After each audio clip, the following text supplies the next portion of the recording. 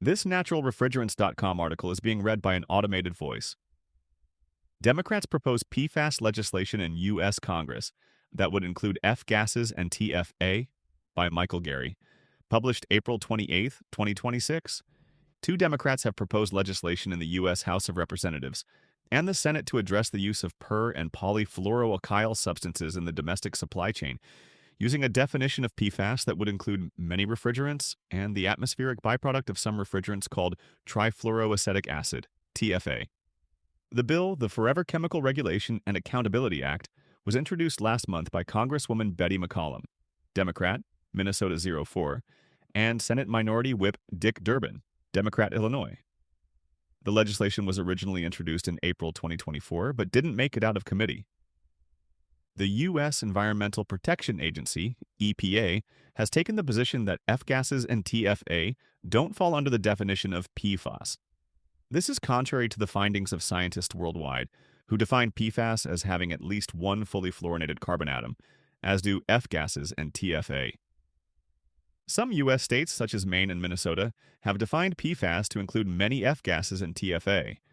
And now, the proposed PFAS bill would define a polyfluoroalkyl substance as a chemical with at least one fully fluorinated carbon atom and at least one non-fluorinated carbon atom. Minnesotans know all too well the threat that PFAS contamination poses to the health and safety of our communities, said McCollum. I'm proud to partner with Senator Durbin to reintroduce our legislation, which will set a 10-year national deadline to eliminate PFAS wherever possible. Our legislation would establish a federal ban while also investing in research and ensuring thoughtful, science-backed safeguards that keep people safe and healthy, added McCollum. Reintroducing this legislation is the first step towards ensuring that communities across America have access to the clean and safe drinking water they deserve. Both the U.S. House and Senate are currently controlled by Republicans who are unlikely to advance the PFAS legislation, but midterm elections in November may shift control in one or both chambers to the Democrats. At the state level, Minnesota passed ambitious PFAS legislation in 2023 known as Amara's Law, and has recently been exploring whether to regard PFAS refrigerants as non-essential, and thus subject to a ban in 2032. PFAS, known as forever chemicals for their persistence in nature, include 8 carbon substances known to be toxic to humans, such as PFOS and PFOA that have been used in a variety of consumer products. TFA, an ultra-short chain, 2-carbon substance, is generated by the complete breakdown of HFO, 1,2,3,4-YF, and the partial breakdown of some other F gases in the atmosphere. TFA is then absorbed in rainfall and has been found throughout nature and in drinking water, food, and beverages. TFA is also generated in the environment by the breakdown of certain pesticides and pharmaceutical products, among other sources.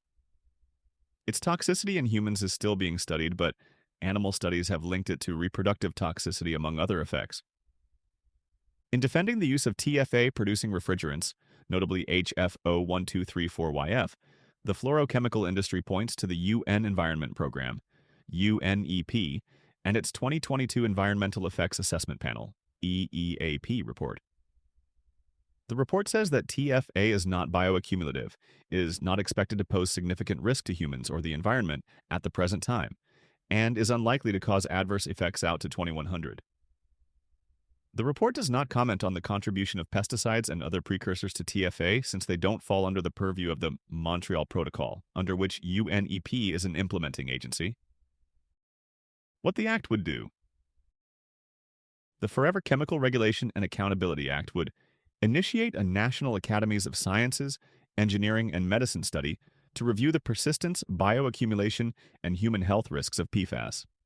The academies would also identify current PFAS uses and provide guidance on classification of essential or non-essential uses, which will be used by the EPA to require those designated non-essential be phased out.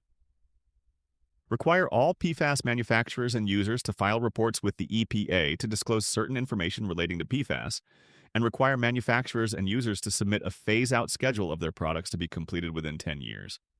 Direct EPA to facilitate phasing out non-essential PFAS production, consumption, and possession, and prohibit manufacturers and commercial users from releasing any PFAS into the environment within 10 years. Establish deadlines for manufacturers to remove PFAS from certain consumer goods such as rugs, furniture, and child products. Reinforce that, to the maximum extent possible, PFAS should be eliminated from products or replaced by substitutes that reduce risk to human health and the environment. The bill also would direct federal agencies to maximize resources to achieve this goal. Establish regional PFAS rapid response hubs to advance PFAS replacement and remediation. Require EPA to collect fees to administer the reporting and petition processes. Prevent large corporations from exploiting bankruptcy procedures to avoid persistent, bioaccumulative, and toxic chemicals claims, ensuring that individuals who have been harmed by such chemicals can have their day in court.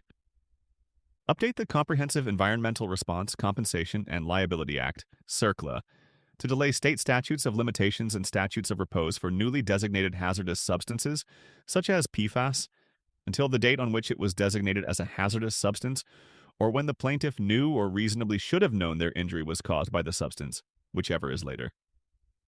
The full text of the bill can be found here. A fact sheet on the bill can be found here. A section-by-section summary can be found here.